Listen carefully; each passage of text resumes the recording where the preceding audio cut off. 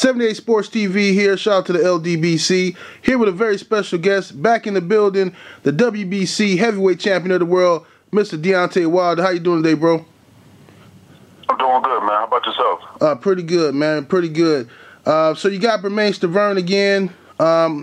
Unfortunate situation with Luis Ortiz, but we'll get to that. How are you mentally? A lot of the fans want to know, what is your mental focus right now? Are you focused on Bermane Stiverne with all of the setbacks, the frustration? Are you going into this fight with Bermane Stiverne about business? I'm definitely 100% focused on Bermane Stiverne. That's for sure. I mean, this is heavyweight boxing. And he still possesses the potential of being able to win, you know. And with that being said, I must stay focused on the test that lies ahead. And right now, come November 4th, it's Bermane Stiverne. You know, fighting him the second time is going to be way easier than the first time. When you fight a guy the first time, especially when you go 12 rounds with that guy, whether you're in the actual fight or whether you're in sparring, you get to tend to know that guy a little bit more than what you before your first meeting. So the second meeting is going to be way easier than the first time because I dominated him in the first round. I mean, in the first fight, I just dominated the fight. So why wouldn't it be even easier? My mind is at a different place in time. My agility is and my abilities, I'm mastering my craft. A lot of things that I do in the boxing ring today, when people see me fight, you know, they don't have no explanation of how I do it, or, you know, the certain things that I do, because I get away with them. And always the term is, if it's not broken, why fix it? There's a lot of things I get away with in the ring because I know a lot of secrets in the ring that these guys can't find a way to get past a certain thing or a jab or get inside. When they do get inside, I'm too agile, mobile, and hostile. And, you know, a lot of people can say what they want, but, you know, nobody's going to be able to beat me, no matter what, no matter where they from, or no matter who they are or what they've done.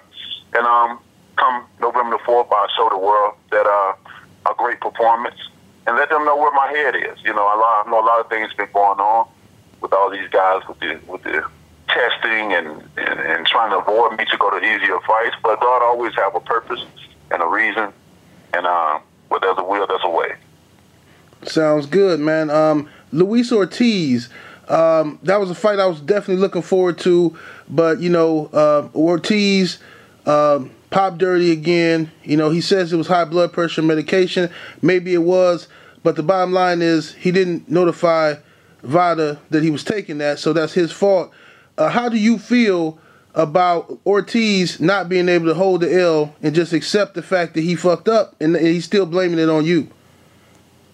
It's sad, man. It's sad, especially for a grown man. Like, for me, it's like I could never look in the mirror and put something in my body that don't supposed to be there in the first place and achieve what I'm seeking to achieve out of that, and look myself in the mirror and say, I did it. I done it. You can't hold your hand in the mirror and say, I done it, I did it, because it wasn't you that done it and did it. You know, it was help that you got to make you to do it, you know? And I just don't understand these guys, man. But this stuff that's been going back from time, way back in time, you know. A lot of these guys been on this, you know.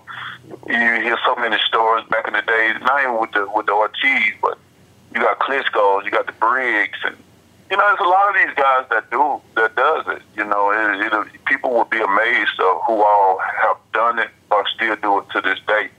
You know, to just get that edge, to get, you know, in the fight or whatever. And you know, when you do it, you take a risk. You know what you're doing, whether your team influence you or whether you put it in your mind that you're going to do it at this time. But at any given time of you taking that drug of your choice to put in your body, you know what you're doing. Your team know what they're doing. So it has to come in a time where you say, you know what, if I get caught, I gotta set responsibility. But what these guys does is they know that they hope that they don't get caught. But if they get caught, of course, what a criminal do? They have to have an alibi. Right. They have to have something to put in place where it makes it seem like, well, we didn't do this or we didn't. And everything, the thing about Ortiz and his team, they didn't think this out very smart, because they've done it before. They've done it many times, but this particular time, they didn't think it out very well, because they're contradicting themselves. They're overlapping what they've been talking about, and they're making it look foolish. People just want you to come out and admit what you've done. Hey, I got caught. I'm sorry. I fucked this up. It was a big fight. Everybody had anticipation and seeing, and I didn't deliver. I'm sorry. And then just move on, because all the excuses and talking about you forgot to put it on the ballot thing and all that, man, you can fool so many. So many people are going to be a fool. A lot of people have been a fool. Some people just want to blame me just for the simple fact, well, hey, this is more ammunition to put on Deontay Wilder, although we know this is not the truth and he had nothing to do with it. We still going to blame him because we want to, and I always use and I hate to use the race card of being black, but man, this is a real issue that we live in time that, stuff still goes on to this day, but who knows? But like I always say, God has the last say so. Indeed. What percentage of fighters would you say are on performance enhancement drugs, and do you think that since all these opponents keep getting caught before your fights, do you think that would deter big fights from coming your way, the guys who are on it? The percentage I think is probably at a 55% of these guys in this sport that's doing it, and a lot of them are going to continue to do it for the simple fact that the punishment is nothing. The punishment is nothing. You take a man, you take $25K from him, suspend him for 6 months. What is that? When 6 months go by, that's enough time that after a fight, a person gets finished fighting. 6 months, it's the rest time. 6 months is really the time where they're sitting and vacating. Unless they're an active fighter. I don't like to sit around no more than 3. But, 6 months is a injury recovery time. That's easy. That's time that flies by easy, especially when you're busy. So what really is the punishment that these guys have is nothing. I think they're going to have to come up on that punishment of what they're trying to do. Instead of suspending them or abandoning them for 6 months, how about a year or 2, maybe 3? To give them something to really think about. When people go to jail, they give them time. So they have to think about their crime over and over and over again. Not 6 months like, well, I learned my lesson and go back out and do it the same old thing over and over again. Because he's really a third-time offender for my head, but I know for sure this is the second time, for sure. And, it's hurting the sport, man. It seems like the heavyweight division is coming back. It has a life to it, and these guys see that. They see that they're given the opportunity, and once upon giving the opportunity, what they do, they blow it. They blow it for me, they blow it for themselves, and they blow it for the fans as well too. And it's just a terrible thing, man. I just wish it would stop, because I want to prove myself so bad in this sport. I know who I am. I know what I'm capable of doing. I know what I will do, especially upon getting the opportunity. And everybody knows that Deontay Wilder don't get many opportunities. And when the opportunities do come, it's only small. And if he do get a big opportunity, others fuck it up for me. I can't fuck it up for myself. It's always been a situation where I've never been the reason to fuck up my own opportunity. It's always been somebody else to do it for me. And that's the irritating part about it, when a fighter, definitely a black American, want to prove himself so much with the world, but it's always in somebody else's hands. Yeah, I've been saying for a while now, because there have been a lot of naysayers, haters on the internet, but I've been saying for a long time that for the people saying that Wilder hasn't fought anybody, okay, I remember you calling out Klitschko for years. Klitschko chose not to fight you. He chose to fight Joshua. That's his choice. Okay, you have no control over that. You were trying to fight Tyson Fury. Fury had out of the ring issues. That's not your fault. That's on Fury. Okay, Joseph Parker. He don't want no smoke. Now Anthony Joshua, who's this big bad Anthony Joshua acting like he's afraid of you. How shocked were you when you heard Anthony Joshua basically say he's not ready to fight you yet? Man, you know, to be a champion and to hear another champion speaking that language or put them words in that term, man, it kind of makes you cringe a little bit, you know. In the sport, it's like, I'm the only one that seems vicious and seems so dangerous to the point where when I say I'm going to do something, that more likely it come to pass, you know. I don't play around in this sport, and that's what these guys, they see and they understand what they want to or not, you know.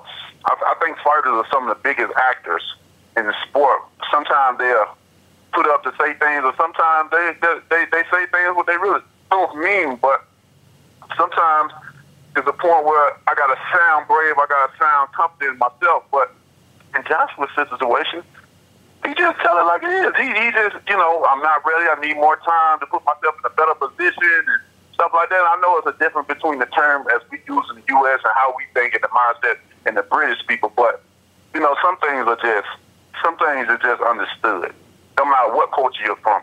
When you're talking about it, when another fighter saying, I don't know if it's going to happen next year, 2019 or 20, I just want to put myself in a better position of winning, shit, that's self-explanatory right there. You don't need no translator or no culture person to tell you, oh, no, we mean this, but you know, that's lack of self-confidence that he has in himself. And that's kind of a cringy feeling. It makes me even more want to get him out of here, get him out of this sport, because he got so many people that believe in him, and he don't even believe in himself, though. So you already know what type of business is being ran. You got the main man don't even believe in himself, but everybody else around him lining them up. Eddie Hearns is doing a good job of lining people up. People gotta understand, Eddie Hearns, you gotta watch him. You can't believe everything he say. You can't believe everything Eddie say. And people get so in tune with Eddie. Oh, he's a promoter. He's coming on, you know, giving us the best content. He like all these other promoters. Sometimes things are best said in the silence, because when you're a promoter and you come out saying certain things, people gonna live. You know, they're gonna take you for what your word is. You can't renege. You can't go back on something. There's a lot of things he done said, and now he's trying to mix it up. See, we know the truth about Eddie. Eddie can say all these things when he go on interviews and all this stuff, but Eddie ain't trying to put Joshua up no time soon. But he know that operation, that business that British is running with Joshua, they know it will come to an end when they have to face me. I'm a dangerous fighter, and they know that. And they trying to do everything they can to keep that guy away from me. Joshua know as well, too. That's why he highly respect me. These fighters know in this business who the most dangerous heavyweight in the business, you know. So we're going to see how far they go, but it's going to come to a point with a time. But Joshua ain't going to have nowhere to go, because you know what? At the end of the day, and I'm going to make sure I let Joshua know whenever I see him, at the end of the day, Joshua's still a black man. He's a black man in a country that where actually the slave trade started in the UK. So imagine we have our mentality and what we think about and what people think about blacks in America. Imagine if you come from a country where it originated that, what the old people think about him. See, there's a difference between certain fighters, and race plays a big part. Race plays a big part in everything. Look at Adonis Stevenson in Canada. They like Adonis Stevenson. People surround him, but they love Wabute. Right. They love Wabute. He's a white guy. Now with Joshua, they like Joshua. They adore Joshua. But imagine if Joshua was David Price.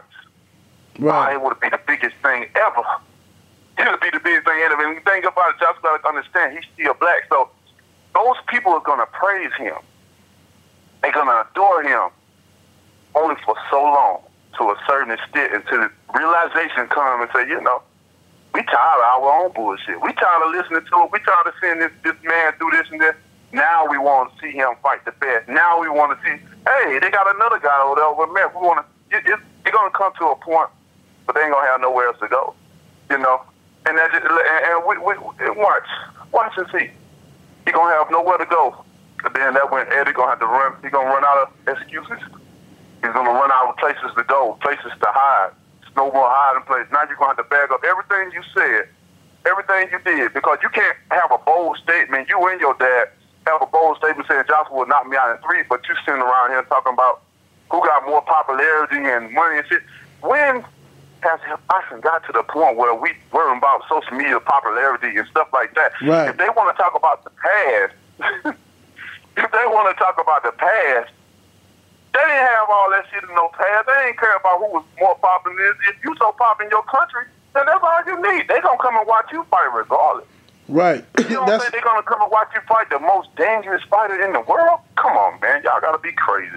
Right. That's what don't make sense what Eddie Hearn is saying, because if Joshua is selling out 75,000 tickets to see Pulev, then what? Imagine what's going to happen if you fight Deontay Wilder. Okay, so Eddie Hearn is also trying to say that, first he said that if you fight Dillian Whyte, he want to see the winner of that fight Joshua.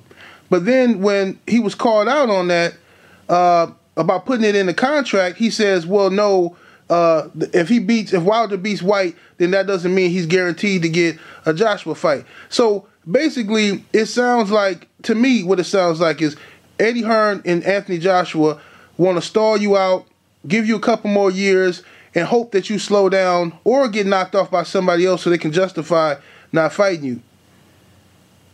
Exactly. And but the thing they missing out, what they not understanding is that I started boxing late. You know, I'm just now probably getting into my prime in boxing at 32. I'm not, you know, I'm feeling great. I'm still learning on the way up. I feel like I've mastered my style. A lot of people haven't really seen the full potential of Deontay Wilder. They haven't seen, you know, I keep people off balance about me all the time. My father always told me, never let everybody know everything about you. Always keep them off balance about you. And, you know, certain people look at me and windmill and awkward stuff. Believe me, I can fight my ass off. That's easy. But but if I get away with certain things, why not have fun? I always talk about risking my life in this ring. I always talk about how I feel towards another man. I'm trying to take his life. I'm literally trying to take him out of it. You know? Right. Different people in the ring and then in the outside. Outside, I'm Deontay Wilder. In the ring, on the bronze bomber. My mindset is totally different. People don't understand. But if you get a serious boxer in front of me that I take very serious, you're going to see a whole nother set of skills come out of me that they've never seen before. But I'll display that come November the 4th with Berman Stavern and let people know everything about what I have, my agility, my ability, my you know, the way I'm able to do so many different things. People going, you know, they just don't understand, you know, about me. Even when they see it, they still make excuses because they don't want to believe it. For the simple fact that who I am, I represent the black people. I stand for my people. I love my people. And, you know, the thing about it, they always try to help hold us down. People don't want to see a superior black man on the throne like that and stuff like that, especially not in America. But I'm about to dethrone everybody, every country, no matter what they are. You line them up, I'm going to knock them down. Eddie knows that. He knows that. That's why, you know, we have no problem fighting a Dillian Whyte. But at the end of the day, it's going to have to come with some kind of consequences behind a Dillian Whyte, meaning that you must add Joshua to that. Dillian Whyte don't bring nothing to my career. Nothing at all. He don't offer nothing. Forget talking about building the fight and adding more percent. Man, fuck all that, man. It don't take all that.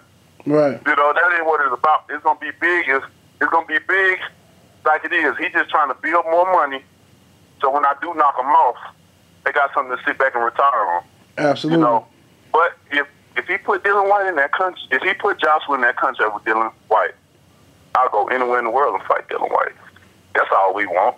But if we're not going to chase you, we're not going to chase Joshua, we're not going to do all. We are champion ourselves, man. And we ain't finna chase these guys. Right. If they don't want to fight, they don't want to fight, then they just want to fight. You know, if the fight never happens, man, to be honest, I'm at peace. I'm at peace. If it happens, that's good. That's great for the fans. I get to prove that I'm the best in the world, and I get to unify the division. But if it don't happen, then hey, I can say I've done all the right things in boxing. I can say I've called everybody out there with the so-called best in boxing, and they didn't want to fight me. And that's just how it will go down. But if people want to see the biggest fight in the world, They must get on their heads. They must get on these England guys' head. They must get on Hearns if he want to be the promoter that come out and show his jolly colors, because they doing such great things in British boxing. He on his high horse right now until somebody come and knock him off. Then you won't see him doing that crazy stuff on these interviews and stuff. Which that's what I come in line. But if Eddie Hearns put in that contract, I'll fight Dillian Whyte and I get Joshua, that's the only way. Other than that, they can forget it. They can stop talking about it. We ain't caring about no money. I'm good, baby. We at peace here. My family's at peace here. We're not hurting for nothing at all. And we're not going to chase nobody. I am a champion myself, and I refuse to chase another champion. If you don't want to fight, that's him. That shows his character as a champion. And it shows that you're a weak being. You're very weak. Now, if they want to prove themselves, they want the best fight of their lives from the world to see UK and America, he will have those turns. He wouldn't be scared. 1 minute you're good at that term, next minute, no, we can't have that. What's the problem? Why are you so scared? Give these people the real reason. Forget all this social media stuff and the percentage of the fights. Back in the day, we didn't care about that shit, man. Nobody ain't know about no money or nothing. They want to see the best fight the best. Right. And that's it. And you know what Eddie Hearn is saying, the real reason they don't want to fight you right now is flat out fear. Because if it was about the money and all this other stuff, then everybody Joshua fight should be bringing him these super big paydays and everybody should be a big draw. Okay, why is he only using that excuse for you? He's not using that excuse for Carlos Takam. So why is it for you? That's the excuse that they're going to use because they fear that right hand, okay? And they know what's going to happen after that. Now, you're 38-0 right now. Will you be around in boxing long enough to surpass Rocky Marciano's heavyweight record of 49-0? Or do you think, you might get out of here faster than that? Well, I've already made the statement. If Mr. Burns beat me, I am retired, and I'm serious about that for sure. Which I doubt that he's going to beat me, but I must stay, I'm a man of my word, and I must stay true to my word, But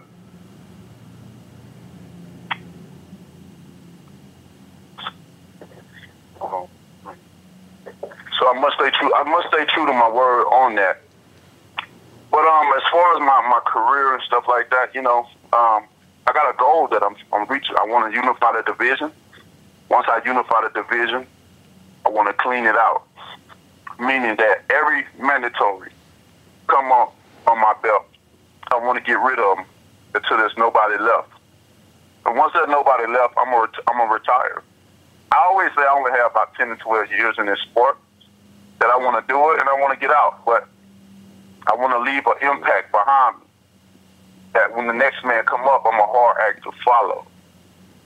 I want them to see, I want people to look at me and say, Deontay Wilder did the right things in boxing. He did everything he could do. And he done it. He became a champion. He unified the division. I want to show my people that we're special in every way. We've been before in the past, and we're still here. We're still dominant. We're still a force to be reckoned with.